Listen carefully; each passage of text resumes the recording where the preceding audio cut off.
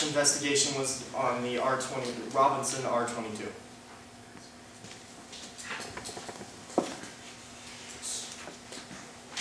Okay, so what happened was first the helicopter was, it took off from Prescott Airport and it was flying south along Willow Creek Road.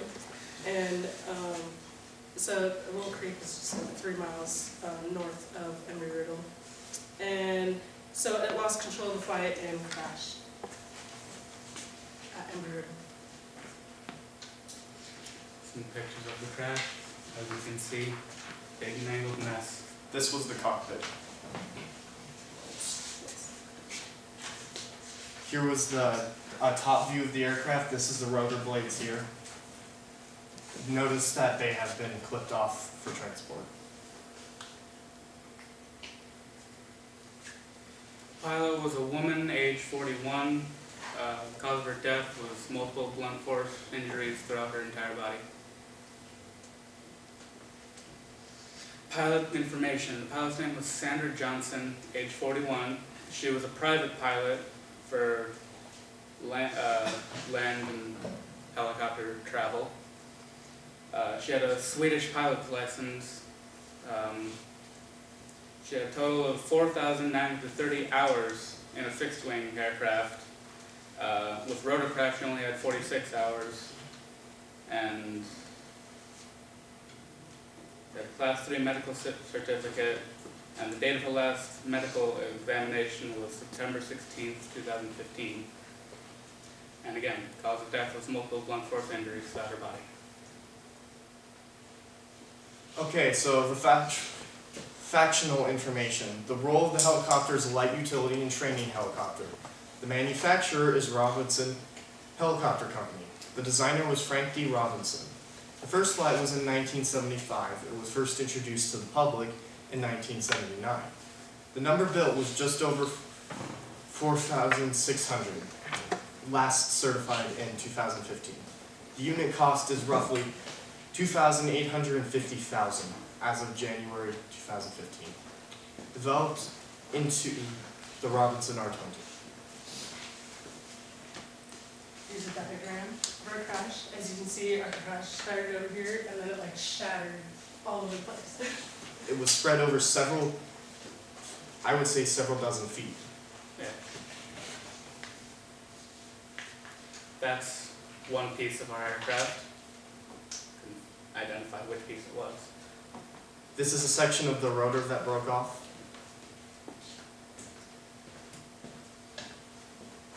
This is the rear horizontal stabilizer on the back of the aircraft. This is a piece of the tail that ended up in a bush. And this is a section of wiring. It's kind of hard to see. So it's like right here. Yeah, it's a piece. And this is the farthest back tail piece we were able to find. Notice the danger markings there. That is just before the rear rotors. The list of debris found, there were 19 significant pieces of debris that we could find. The most significant of which were the main body, the rotors, and the vertical stabilizer.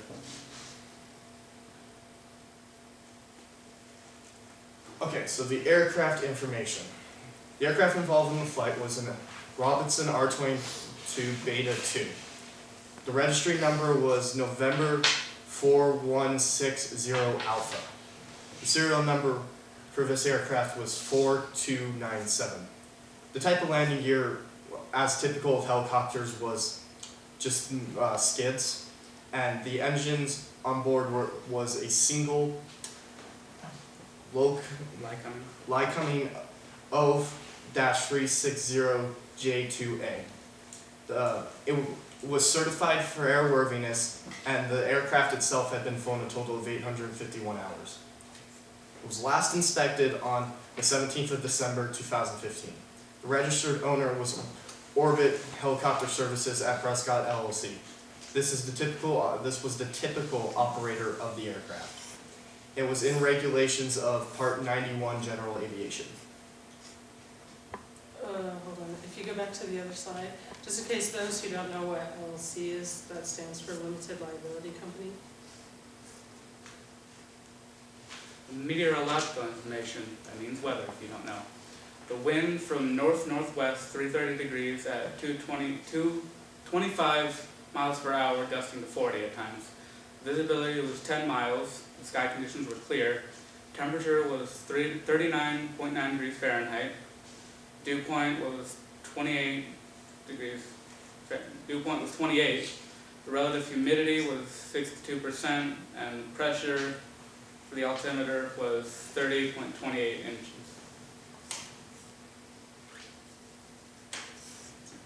The aerodrome information. The helicopter took off from Prescott Airport, located in Prescott, Arizona, in the United States. Elevation at around 5,368 feet. The pilot took off from Prescott Airport and was headed towards Tucson on a return trip to Prescott. It didn't make it very far, however, and crashed onto Embry-Riddle University property.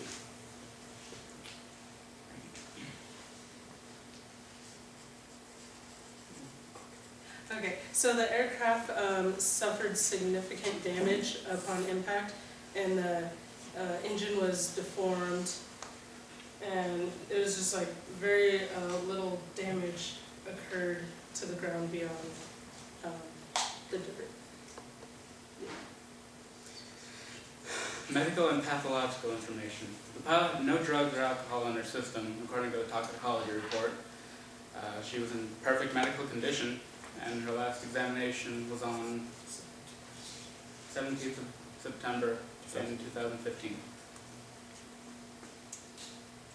The fire details. There was no evidence of a fire. However, the second witness report states, saw brown smoke coming from behind the trees. So the statement is not clear. The brown smoke could have been dirt, as things hitting the ground kick up a lot of dirt. When we looked at the R-22, we did not see any evidence of a fire. This was a closer picture of the cockpit area of the helicopter. As you can see, the entire thing was very mangled and broken. More pictures of the damage. Very close-up picture of, I believe this was a window, and then it's hard to see, but this here was a seat, the secondary seat. Similar crashes to the R-22. The R-44 was a similar to the R-22 crash. It had the same role as the R-22 and had the same manufacturer. The R-44 was developed from the Robinson R-22 all the way up to the R-66. Its first flight was on the 31st of March in 1990. It was introduced to the public in 1993, and the cost of it was about $425,000. As of 2011. Submarines, findings, and causes. So the findings were an unexperienced helicopter pilot took off into high winds.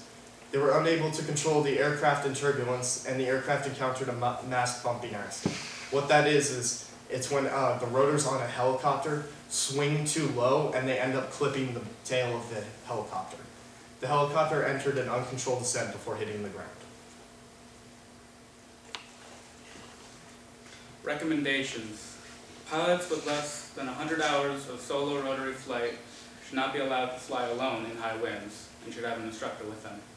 The cause of the crash itself was the fact that the pilot was unable to control the aircraft in the high winds. Any questions? All right, we're giving a round of applause.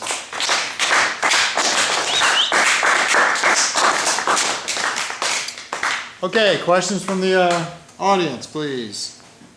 So your similar crash was referred back to an R-44. What exactly happened? Because you basically just stated what it was. Same as the R-22 crash, we investigated and encountered a mast bumping accident, firing off its own tail before entering an uncontrolled descent.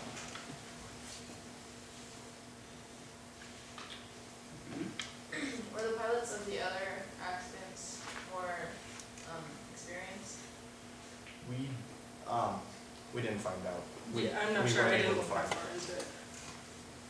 Did the pilots from the R-44 crash survive that one? Again, not certain, but probably not. It's a very small aircraft. So I'm looking at that picture up there. So you're saying the top rotor hit where? Along the tail, The tip. in this area here. Yes. Because the winds made it vibrate up and down. Yes, Yes. yes, sir.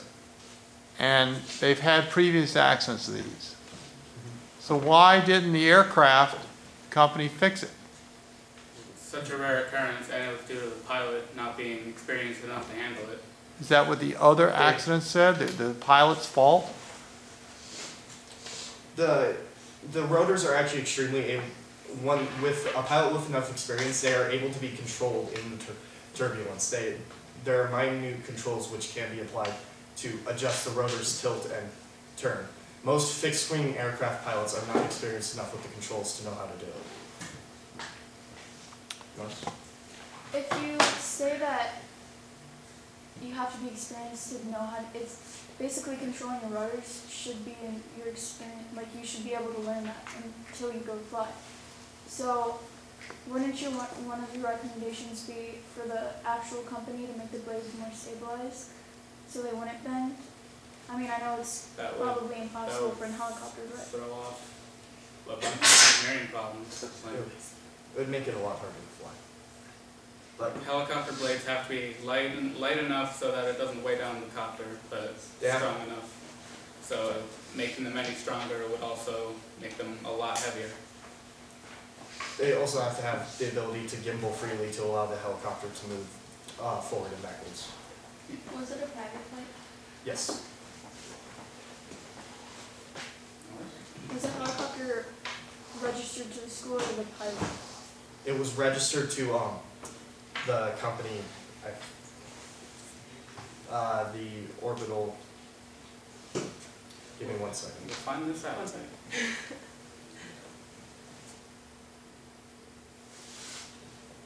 It was registered to Orbit Helicopter Services at Prescott LLC. Yes. So why was the pilot not taught this? She was learning it, She was learning it when she died? most likely.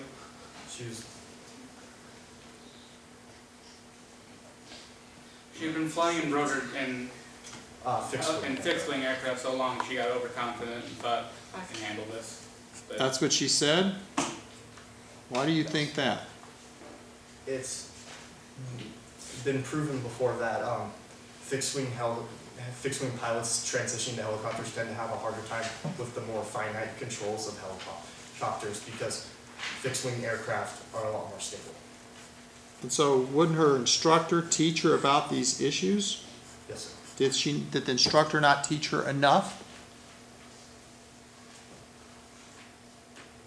no. Yes, sir. So why is the instructor not causal?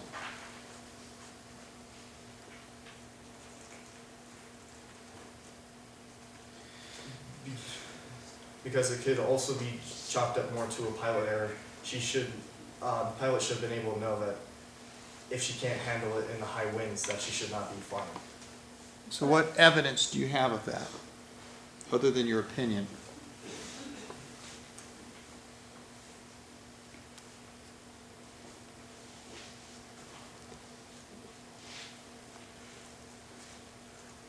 None really. I think so. So your opinion is that the instructor was not need to be causal, but you don't have any facts.